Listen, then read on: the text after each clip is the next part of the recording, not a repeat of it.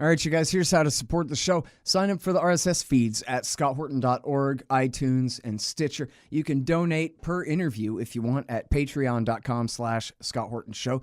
Sign up for weekly or monthly donations or do a single donation by way of PayPal. Just go to scotthorton.org/donate to find out all about that.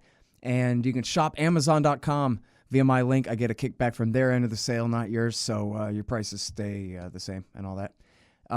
Review the show on iTunes and Stitcher. If you like it, tell other people you like it. Share it on Facebook and Twitter and that kind of thing. Tell your friend. Subscribe your mom's phone to it without asking. You know, whatever you got to do. Sorry I'm late. I had to stop by the Wax Museum again and give the finger to FDR. We know Al-Qaeda, Zawahiri, is supporting the opposition in Syria. Are we supporting Al-Qaeda in Syria? Well, it's a proud day for America. And by God, we've kicked Vietnam syndrome once and for all. Thank you very, very much. I say it again, you've been had. You've been took. You've been hoodwinked. These witnesses are trying to simply deny things that just about everybody else accepts as fact. He came, he saw, he died. But we ain't killing their army, but we killing them. We be on CNN like, say our name, bitch, say it 3 times. The meeting of the largest armies in the history of the world. Then there's going to be an invasion. All right, you guys, Scott Horton Show. I'm him. Introducing our friend Dan McAdams. He runs the Ron Paul Institute for Peace and Prosperity at ronpaulinstitute.org, and of course is the co-host with Dr. Paul of the Liberty Report. Welcome back to the show, Daniel. How you doing? Hi, Scott. Thanks for having me back. Very happy to have you here.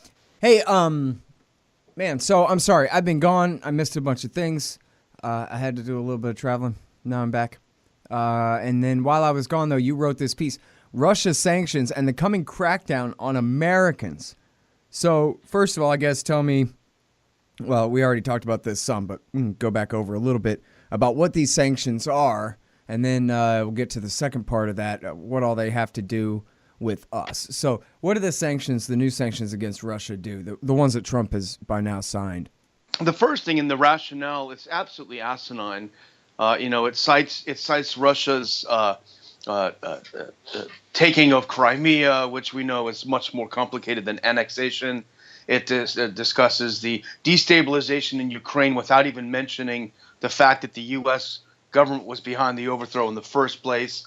And it mentions the so-called Russian involvement in the elections, which, if anything, is looking less and less true every day. So the justification is totally faulty, as is the case with Iran, which was just certified to be in compliance with the nuclear agreement. And here we slap new sanctions on it. We're the ones that are not in compliance by slapping new sanctions on. So the whole rationale behind it is stupid. The whole philosophy is, when all you have is a hammer, everything looks like a nail. Oh, we can't make them do what we want. Put some sanctions on them. That'll do it. And that's just the mentality. And the vote was so lopsided. There were only 3 members of the House and 2 members of the Senate to vote against these. It's just really disgusting. Yeah, well, and I saw on Twitter where they were saying that, well, first of all, if anybody's trying to get McMaster fired, it must be because Russia put him up to it. And then, oh, see, that makes perfect sense. I saw Matt Duss, who is, a progressive writer who's sometimes good on Palestine. I don't know if he's good for anything else, but I saw him saying, which I guess is to say, though, that he's not just a Democrat. He actually can think and read and write and stuff like that. So not simply a partisan. But he was saying, well, of course, right? See, Russia would want to get rid of the guy on the national security advisor who supports the Iran deal.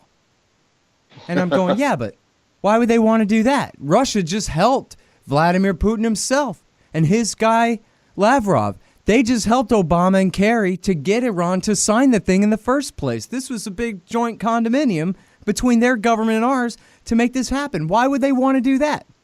Oh, well, because they hate us. I guess because we're free or something.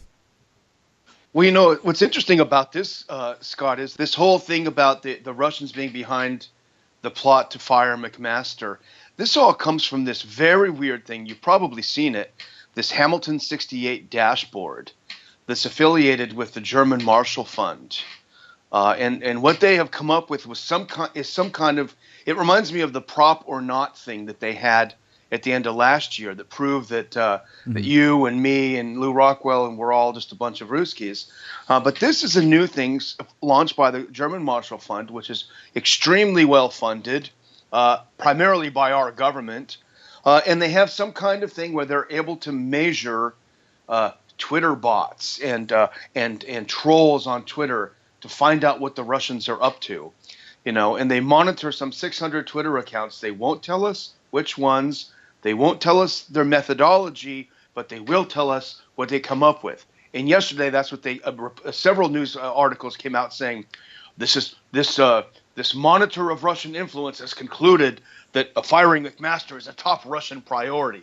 It would be laughable if it wasn't so serious. It's like the witch trials. It's a mass hysteria. But what's funny is this German Marshall Fund thing, this Alliance for Securing Democracy, it makes itself out to be very scientific, bipartisan. Then you click on the advisory council. I know you're going to be shocked, Scott. Mike Chertoff, David Kramer from NED, Bill Kristol, Michael Morell, Michael McFaul, Mike Rogers, all neocons from the R&D side. Oh, yeah, okay, it's bipartisan. No, they're hardcore neocons. That's their party. So these are the great minds behind this investigation of Russian influence. Well, what's funny about that, too, is they just open the same desk drawer and call up the old staff of PNAC or whatever. They don't have even cutouts that they can use and try to pretend that this is anything but Bill Kristol for once, Yeah, exactly. It's the same old guys, and they're going to be getting a paycheck out of this. But you look at who's funding it, the State Department, HUD, which is weird. And then you have all these sort of foreign governments, the Baltic governments and et cetera. And then you have the military-industrial complex kicking in a lot of money too. So come on, this is a joke. This is not a serious thing. Well, and that's the thing, right, is it is tragedy and farce and all that, right, where this is the Red Scare, except that global communism does not exist.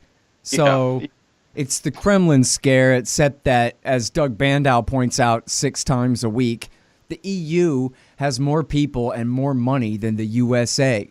And they're between us and Russia. What the hell is this our problem for, even if it was true? And it's not anyway. So, the whole thing. I see them, too, again, with the liberal consensus on Twitter. What are we going to do when Russia invades Latvia? As though it goes without saying that everybody knows that it's simply a matter of time and probably not much time before the tanks roll into the Baltics. What makes me crazy is, okay, I get it, left. You don't like Trump. Okay, guess what? I mean, we've talked about this before, Scott. On most of this stuff, we're with you. So why don't we do something? Why don't we get out of this hysteria and take a look at what's actually happening that we've got a problem with, Right. And mostly the Reds, I mean, the actual communists and leftists, they see right through this stuff and criticize the liberals just the same as you and me. It's the centrist partisan consensus behind this. Anybody with it's that whole thing, if you stand for nothing, you'll fall for anything. Well, if you stand for something, then you can see right through a lot of BS, even if you're wrong about other stuff, which is, I'm sure, what the Reds would say about us, of course. Yeah. But so, yeah, I mean, come on. If you're not trying to rationalize your support for Hillary Clinton somehow, then this is obviously all stupid. But yeah. And it's a perfect storm, though, because the military-industrial complex wants nothing more than to have another bogeyman. They've got to keep it ramped up. They got to keep the gravy train running. Yeah. And then you have all the Dems and the neocons who've climbed on board because they wanted Hillary to win. So it is kind of a perfect storm. And what's the sick part is that the Republicans, they're completely gutless with very few exceptions. Nobody's standing up and saying this is BS. This is garbage. Let's move on. Even the people that are around the president are so mealy-mouthed about this. They're so terrified. Oh, no. It really makes me sick. Yeah, of course. Well, and the joke is that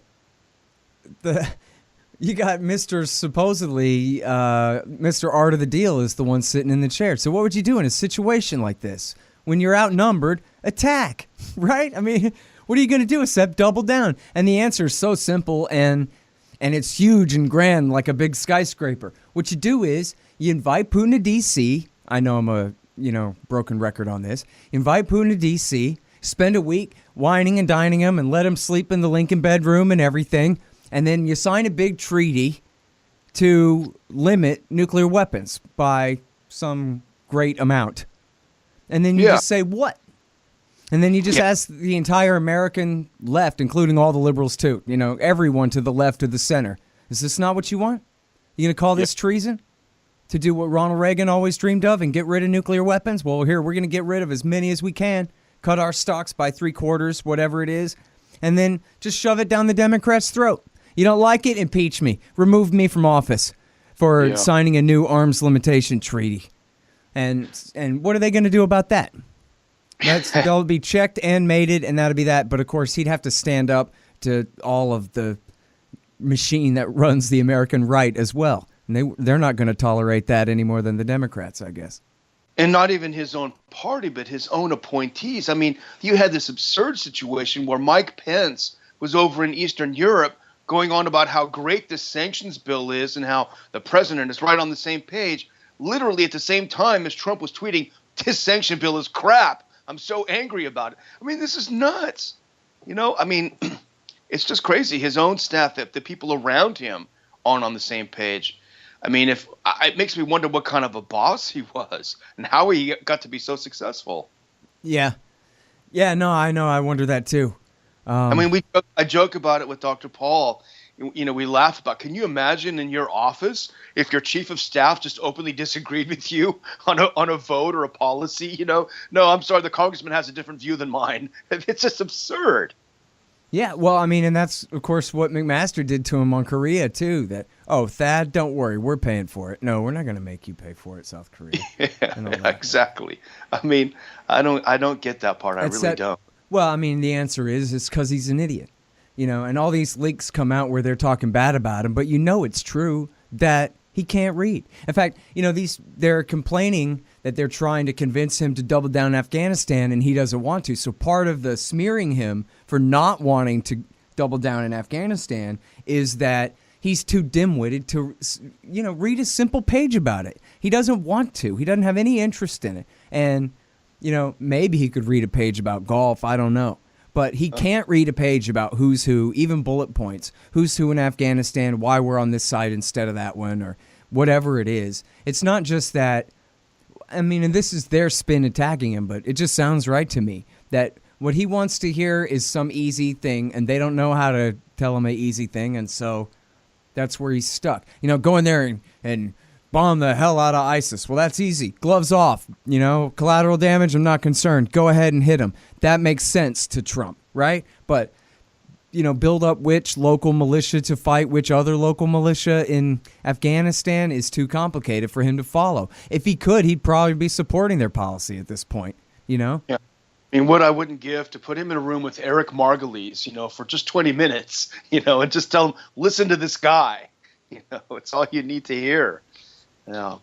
Well, yeah, they don't let Eric Margulies come around no more, I don't guess, but it's really too bad. Although, and this is the thing, Afghanistan, I think, is the one issue where, and Twitter proves it, man, y'all can all search Twitter for Donald Trump and Afghanistan, and for 5-6 years, I think 5 years, he said this is terrible. He attacked Obama for it, and when Obama said, no, we are sticking with the deadline in 2012, and that the surge is coming to an end, just like in the deal, Trump supported him. He said, I support Obama on this. He's right about this. Bring him home. End this thing now. So he was being nonpartisan about it right there. It was issue-oriented. He even directly supported President Obama, his nemesis, who was born in Kenya and all of this crap, on that issue. Like he's had, for whatever reason, whoever convinced him that was the wrong thing to do a long time ago, they did convince him, and it stuck.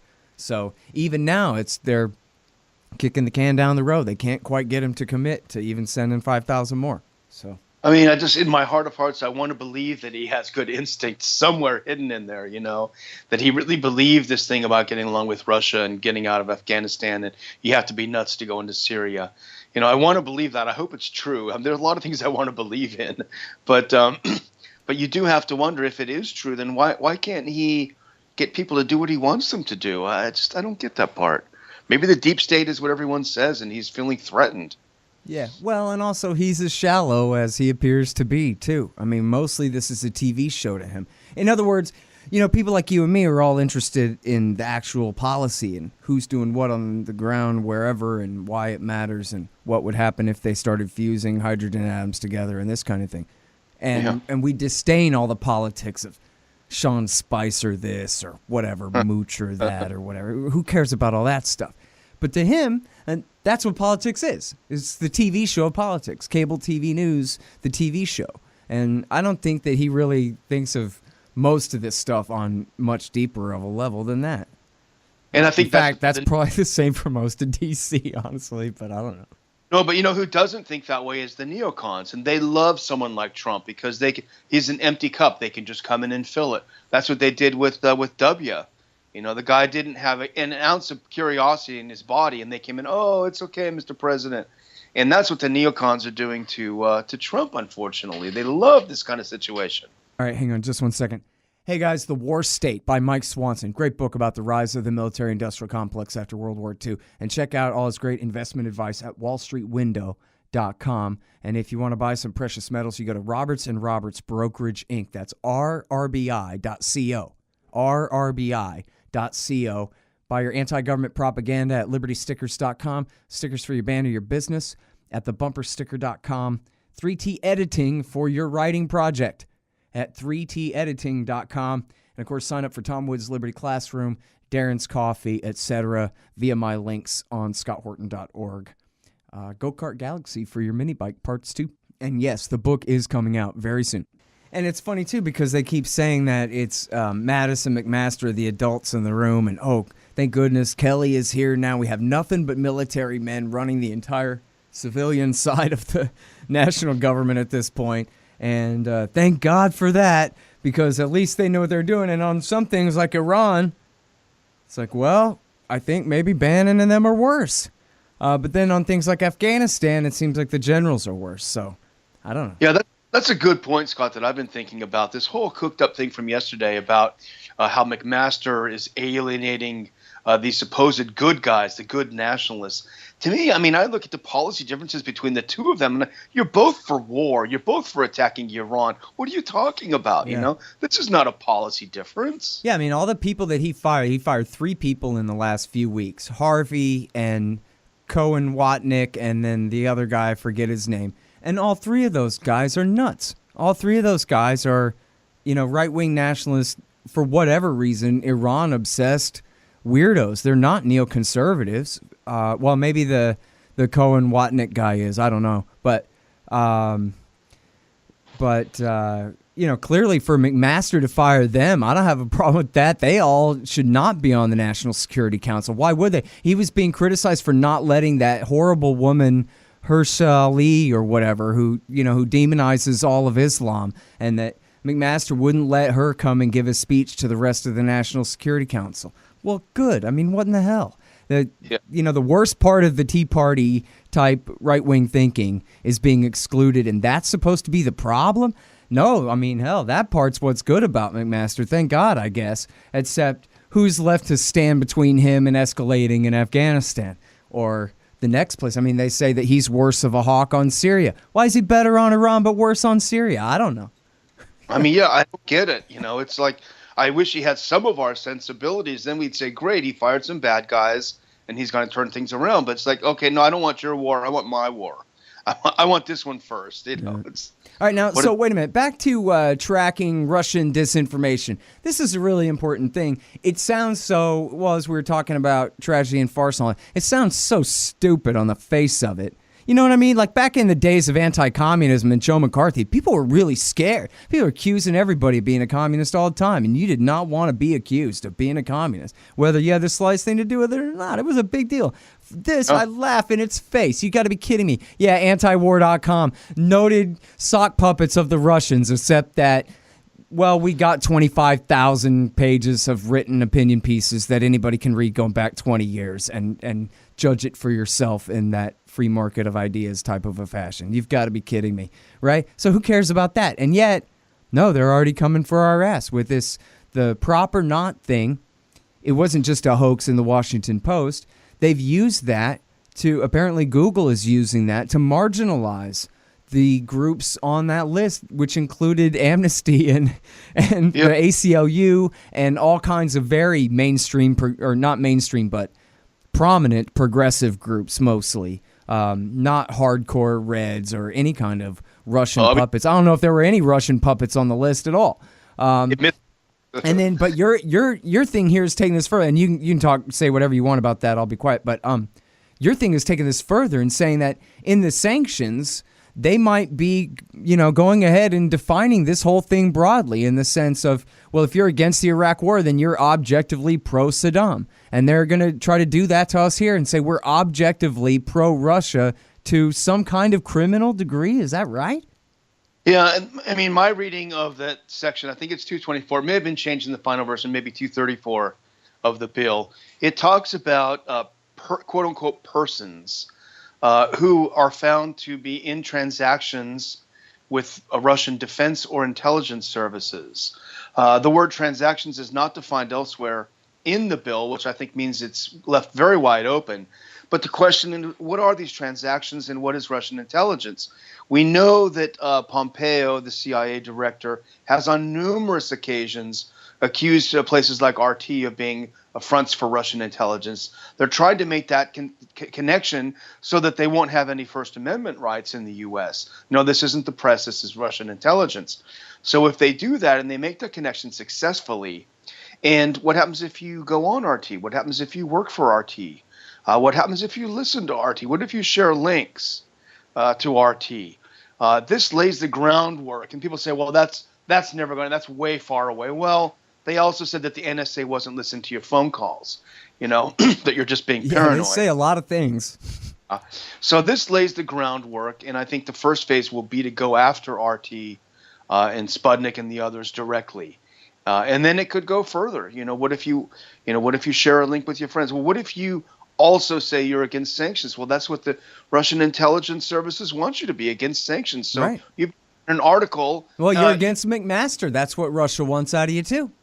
Yeah. Yeah. So, as the hysteria grows, I don't think you can discount anything happening with regard to undermining free speech and the free press in the United States. Well, and then there are those like yourself and Ron and at antiwar.com, and of course Robert Perry and everybody at consortiumnews.com, Max Blumenthal and people like that who are not going to bend on this and are going to, keep at it. So, but I'm sure you probably saw this, I guess, a year and a half ago or something about the social scientist who did the research that showed that just Google search result rankings, just in the top 3 or 4 results, can absolutely sway political opinions by the margin, every time or something, 5 or 10 points this or that way.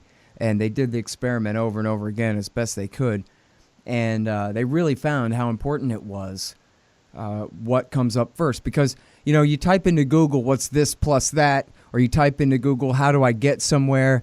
And overall, it gives you just factual answers. That's your experience with Google in life. And so, but the opinions that it pulls up for you and the rank of those opinions, it's not that you necessarily think this way. It's just sort of becomes subconsciously built into your mind that Google knows what the right answer is.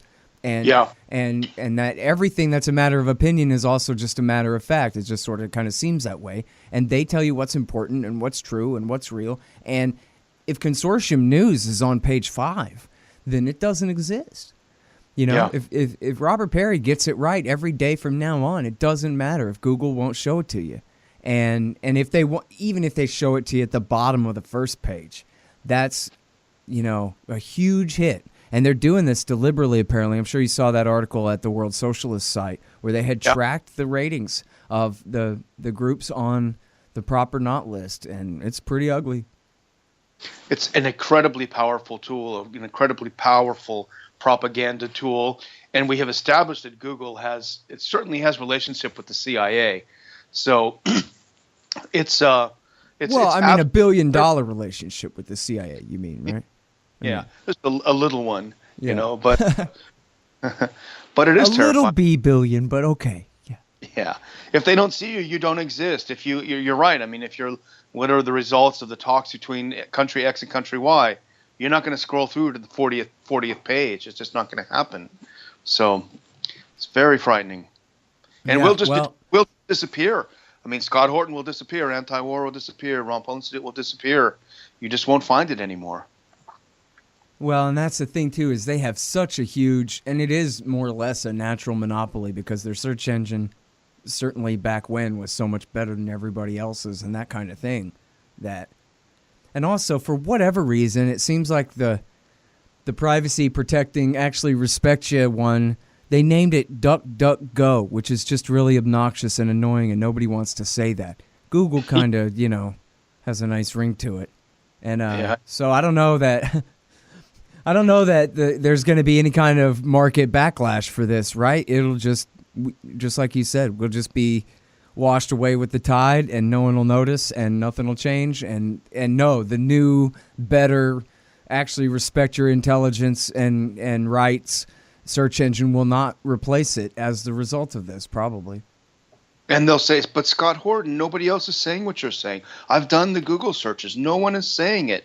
Where are you coming up with this stuff? That'll be the result. Yeah, man. Hey, listen, let me ask you this. I like having knee-jerk reactions, and I have lots of them. But I always think I'm probably wrong about stuff as much as I can so that I can try to figure out what's really right before I go off half-cocked and actually get stuff wrong. So, obviously, my confirmation bias is that Venezuela's fallen apart because they promise everything to everybody for free.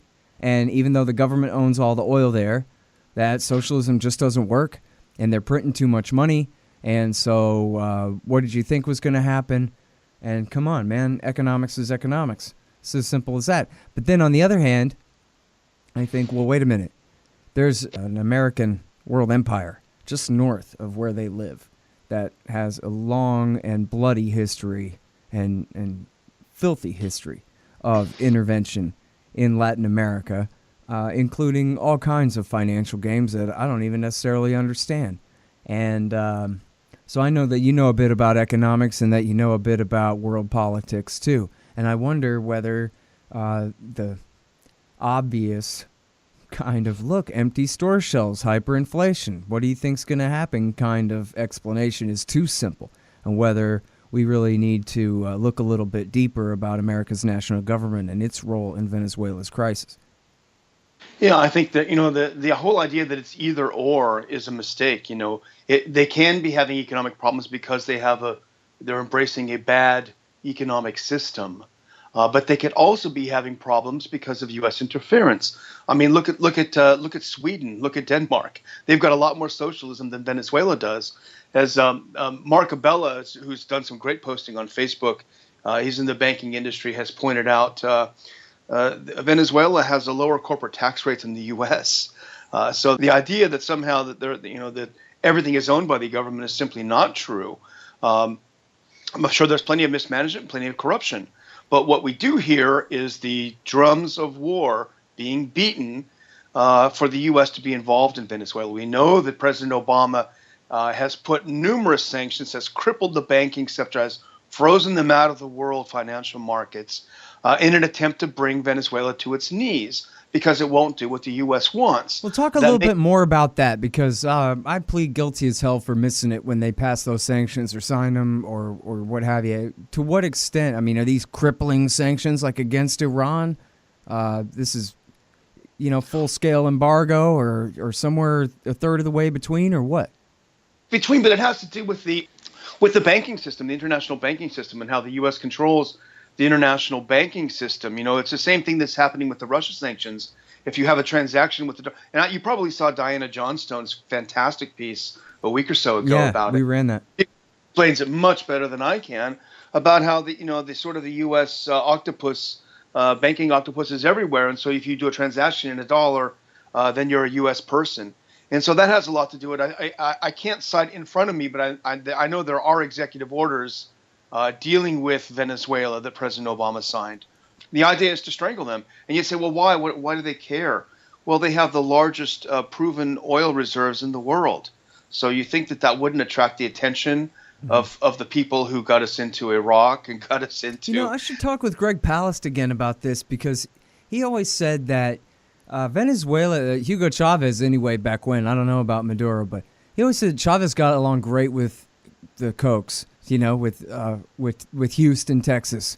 He didn't have a problem with them. He had a problem with Washington, D.C., because he wasn't recycling petrodollars and all of that. He had taken money, even billions of dollars, out of the Federal Reserve, and he was undercutting the IMF by making not, high interest, exploit you, blackmail you loans like the economic hitman like America, but just honest loans to development loans to other Latin American countries and that kind of thing. But that when it came to oil in Houston, he always got along. So I wonder if something there has really changed, or whether it's a matter of Exxon versus Citgo or what, Yeah, Citgo is their stuff. Yeah.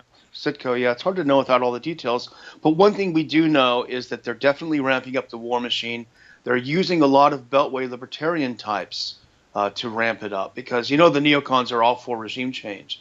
But if you can get, and this is what Mark writes about, the so-called freedom think tanks, to go in there and say, oh, he's hurting his own people. I mean, we've heard this before over and over, yet people keep falling for it.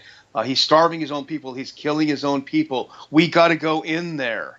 That's what it always leads to. We got to do this, that, or the other. Well, how about if we don't do something? How about if we stop freezing them out of the banking system? How about if we stop sanctioning them? How about if we just leave them alone, and then we'll see what happens? And then if they do fall, if they do change their government on their own, then at least we don't have the blood on our hands. Right.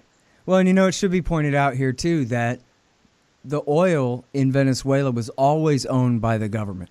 That the way, at least according to Greg Palast, it was never on anyone's private property. It wasn't that Chavez had come and nationalized the deal. They always had socialism there. It's just that before, the socialism was only for the rich white people, and they got all the benefit of the oil spoils, and to hell with everybody else. And what Hugo Chavez did was he took that same money from that same oil that the government owned all along. In fact, Palast said that it was like barren wasteland where the oil was, that not even Indians lived there. He didn't even steal it from the Indians, and Palast would have been happy to stick up for Indians if anybody had ever stolen it from them in the first place. But he's like, no, nobody lives on this land. It's unlivable land. And it never even belonged to the Indians. It never belonged to anybody except the government of Venezuela. And that the only difference in the previous system, the right-wing system, and the current one, is before it was only socialism for the rich, and now it's socialism for everybody, which in the best way to run your economy, but still, like you're emphasizing here, it's none of our damn business anyway. And the same was true with Libya. The vast oil riches that they had were evenly distributed by Gaddafi. That doesn't mean you and I have to endorse that.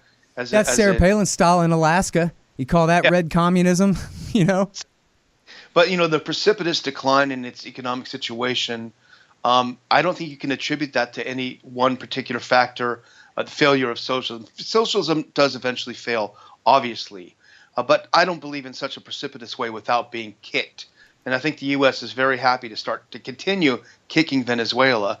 And as a non-interventionist, I don't care if you're a libertarian or a tree-hugging leftist, what have you, you've got no right to tell the Venezuelans how to live. Yep. And it's funny, because as obvious as that sounds, that is, really, you put it all wrong. I mean, you're supposed to be on the defensive at all times. Everybody knows that if something's wrong, we got to do something about it. And what's your argument against that? As you were saying a minute ago, people ask me all the time, why not attack Korea? Don't you want to help? Attack Korea? Jeez, man, really? But that is how far we're down this path on every question. To a man with a howitzer, everything is a target. Yeah, I mean, suddenly you're the monster. You don't want to liberate the people of Libya. What's wrong with you? You don't want to save the people of Iraq.